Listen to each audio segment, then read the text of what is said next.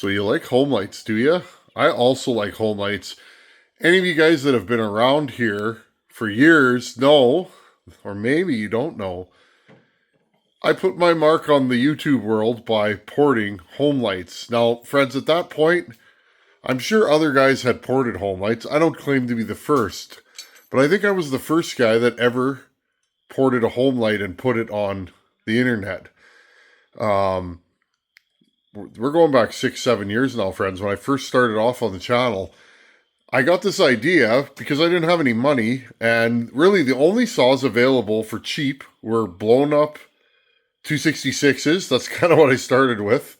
I could buy blown up 266s back then for about 40 bucks. And Homelites, friends, mostly XL 76s. Now, I think I bought all of them because, well, there's not many left, friends. I have probably owned 20 XL 76s in my life. I have a bin full of them. Most of the ones I bought were knackered, but I bought them for body parts and just anything that I could, I would make one nice saw out of three, janky looking ones. But I ported an XL 76 just on a whim. I wondered, what could I do with this saw? Well, I blew up several of them, and then as time went on, I figured out how to port a Homelite. They're not like any other saw that I've ported. The rules are different. Anyhow, friends, let's go to the tailgate of the truck outside. I bought another Homelite, and this is one. Looking around through the junk, I don't think I've ever had one of these, and this is the one that I should have. Let's talk about it. Okay, guys, this is what I started with, and here's the cool thing, friends. This is rare. This was my dad's. This is a factory 1980s Homelight Scrunch, and look.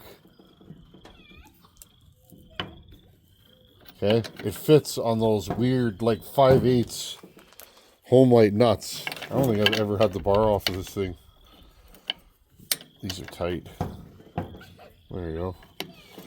Okay, just nostalgia. How you doing, Pops? If you're watching, I was talking to my old man today on the phone. It's good to chew the fat with him once in a while. He's getting up there. He's 76 this year, and this is, well, the wrench pulling, friends, I got it from my dad. I started off pulling wrenches with him. I would go there on the weekends because my folks were divorced.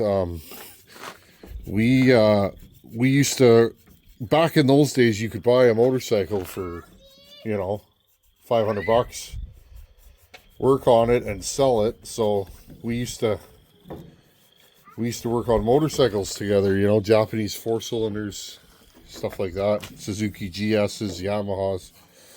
But I bought my first motorcycle, my first street bike.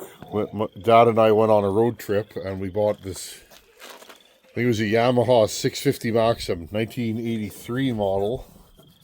And I think we paid 100 bucks for it or something, or Dad paid 100 bucks for it. And over that winter, we restored it, and we got it going. So anyways, fast forward to current days, and you guys know I love to wrench. I'm a little bit strange when it comes to chainsaw channels. Most channels, I notice the guys just wrench on chainsaws, where I tend to wrench on everything. I'm naturally inquisitive. I'm also naturally cheap, and I would rather fix something myself than pay somebody else to do it. And that's just, I've always been that way, and that's just always how it's been for me. So anyways, friends, moving forward, these silly things, okay, this is the one. I know guys kill to have these things. I have a couple of them left. I don't have many of these anymore that run or that are complete. I have a couple of part saws. I think, and I'm probably lying, friends, I think there's a bin back there full of these things because they're pretty small. They fit nice. But anyways, friends, this is what started kind of my love of vintage power saws. These date back to late 70s, early 80s, that era. About the same vintage I am. And I used to buy these things all the time. I started buying them, and after I ran one, I thought, geez, these things are super, super strong. And they got lots of compression. They're a reed saw. This one, I think I paid $25 for it in the condition it's in with the bar and chain. It is absolutely pristine. It's dirty from sitting on a bench. But I mean, if you gave her a little elbow grease, she'd be perfect. But anyways, friends, I started buying these things, and then that's when I got into porting. And I decided one day that maybe I should try and port one of these silly things. They sound cool, and they're very strong. Friends, this is 56 cc's, 57, somewhere around there, 58. I can't remember at this point. But these things are one of the strongest mid 50 cc saws you could ever buy. It is a reed saw. It has 4 reeds, just like the Poulin that we showed the other day, and they're glorious. They cut at about, I think they full max rev to 10,000, which is pretty speedy for back in these days. They cut at about 8 out of the box. I did a video on that years ago where I put a tack on one. No chain brake. They have a manual oiler as well as an automatic oiler. Fast idles there, choke. Now here's the fun part about these things. I wasn't going to start this video with an overview of these, but that's the way she's going. These come factory with a Tillotson carburetor. Okay? And it is the same layout. It's an HS, friends. So, a fella could put an HS carburetor off of a Husqvarna on one of these saws. You guys picking up what I'm throwing down? So, that was one thing, friends. If you want to port one of these, get you an HS carb off of a 266. That's the first thing you need. Okay?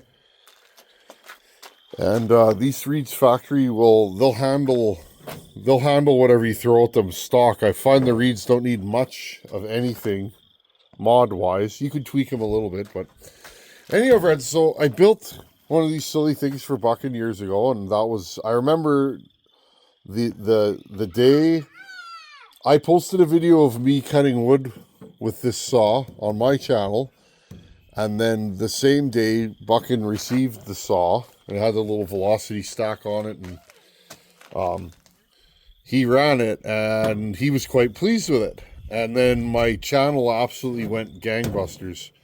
I think I had about 1,500 subscribers back then, and within a week I was 2,500, and another week I was 3,500, and then I got to 10,000 subscribers pretty darn quickly after building that saw. And the rest is history. 6+ years later, I think my first video was March of 2019. So I've been doing this for a little while. So these things just have a soft spot in my heart. This is the saw that kind of put me on the map. And I really enjoy them. I don't run these very often, friends, because, well, they have zero anti-vibe. The only anti-vibe on this saw is there's a piece of rubber under this handle. And they vibe quite a bit. I would fire this one up for you, friends, but I don't think this one runs. This one's a 1979. Okay, so this is the XL76. It has a dual exhaust port with a bridge in the middle. Very wide, huge, flat exhaust. 4-pedal reeds. It's got the HS carb. These things were a hot rod, friends. Like I said, this is one of the best saws, in my opinion, that Homelight ever made. Until you get to this.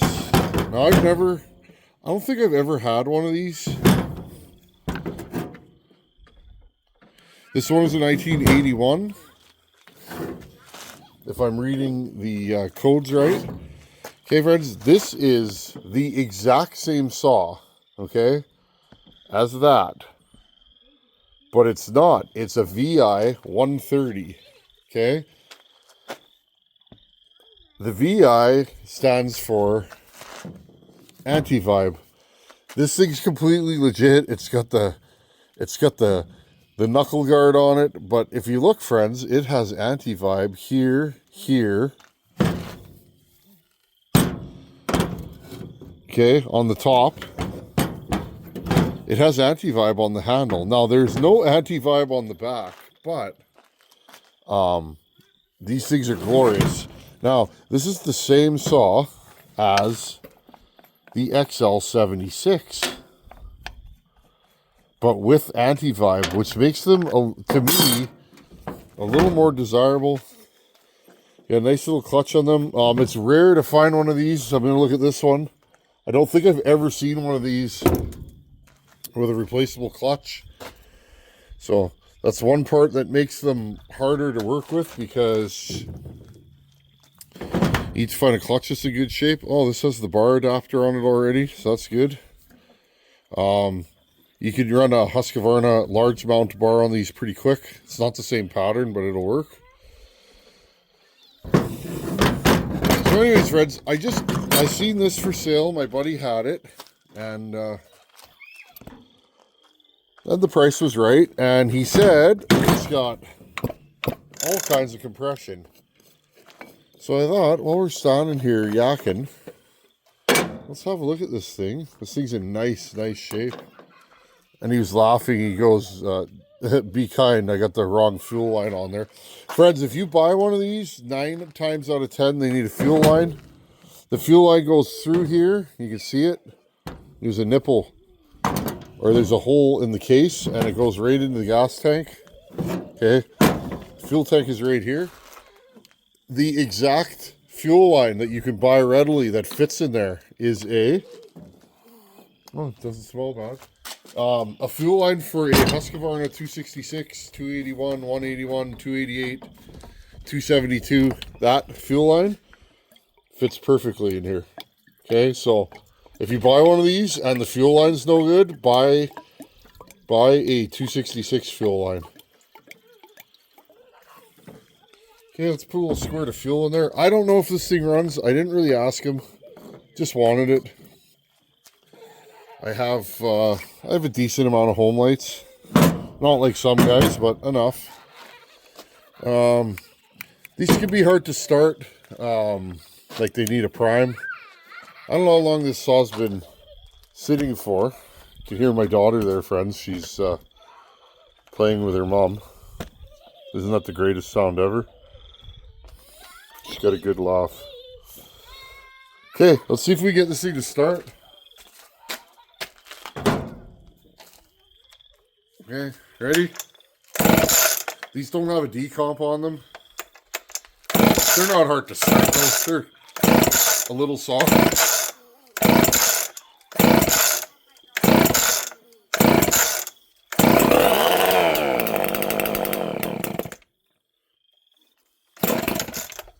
I'll put the fast idle on.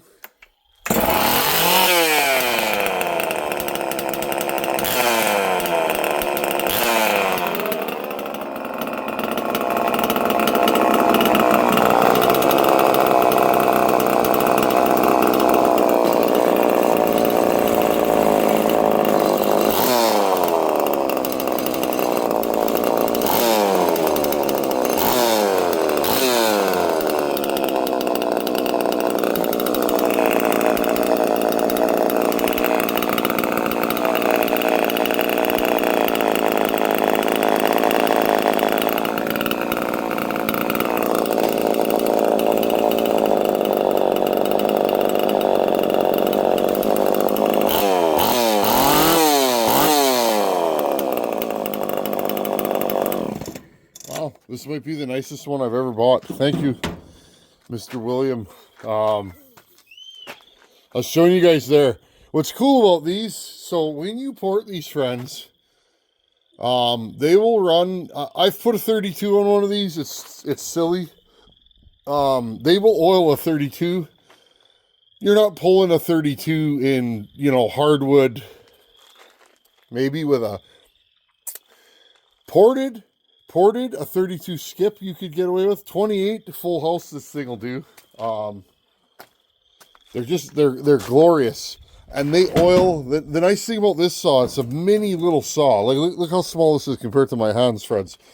It's a tiny wee little saw, but you can pull a long bar with one of these. They'll run a long bar and oil it. The oiling can be the hard part. So, just a trip down memory lane. Friends, I didn't even have to tune this thing. She's mint. It's a trip down memory lane. I like my Homelites. These are the best Homelites ever made. These are my favorite. I haven't experienced much with the newer stuff. Actually, I'll grab one that I have that I've never done anything with. I bought it. I don't even think it's ever been on the channel. Just give me a second here, friends. I have another one that maybe I'll show you guys. Hey, one of these. It's a Homelite 410. Again, it's been sitting on the same bench, collecting dust. It's a Homelite 410. This is, I believe this saw is,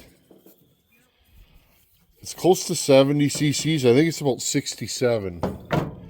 I bought this years ago, and I've never done anything with it. I wanted to port it, friends. I think this thing runs. We'll put a squirt of fuel in her. But yeah, this is the more modern Homelites before they kind of disappeared. Yeah, the fuel cap's leaky on this thing. Yeah, this one's close to 70 cc's. I think it's like 68 cc's, something like that. Kind of a rare saw. I know they're a little more common. I've really never seen any more of these around here. Homelight had a huge following in this region in the early 80s, from what I can tell. Here, friends, that's the choke. Okay, choke. Run right here. This also has a manual oiler. I'm probably squirting oil out. Yes, I am. Well, let's see if this thing starts. I can't even remember what this thing sounds like.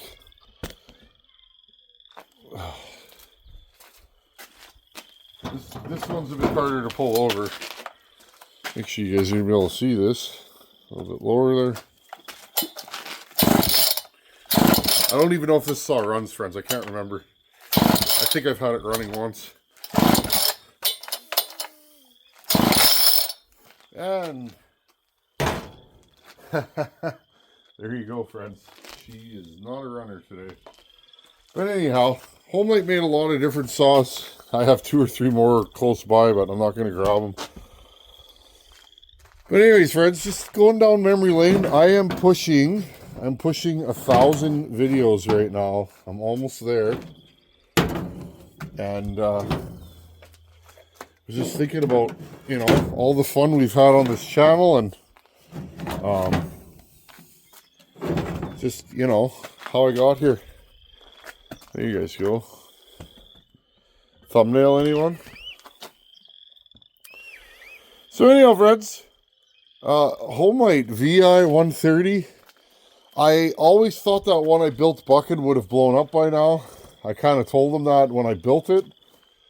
I said I did ungodly things to this saw to make it run the way it does. So enjoy it while it lasts, because it's not going to last long. And that was like 6 years ago. And he ran that thing steady for the first year. It was more of just show him what I can do. The prairie boy from Manitoba. You'd never heard of such a silly thing. A porter from Manitoba. There's not even any trees here. So I went for the gusto, and it worked out, and that saw still runs today. Every once in a while, he'll fire it up and send me a video of it. So, if you find a Homelight, friends, don't be afraid to buy one. They're usually, if the paint's good on the cases, if it's not all worn out, they're generally in good shape inside. They pretty much all have governed carbs, so there's no chance of them being worn out. like leaned out to the point of blowing up, and you can usually get these for a pretty fair deal.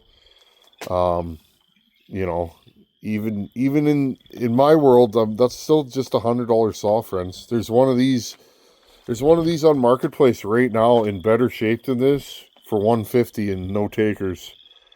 And if you're into vintage power saws and you buy that saw, it's pretty incredible. They run real hard. You could still cut firewood with them today. Anyhow, friends, thanks for watching. Take her easy. I'll see you in a couple days. Later.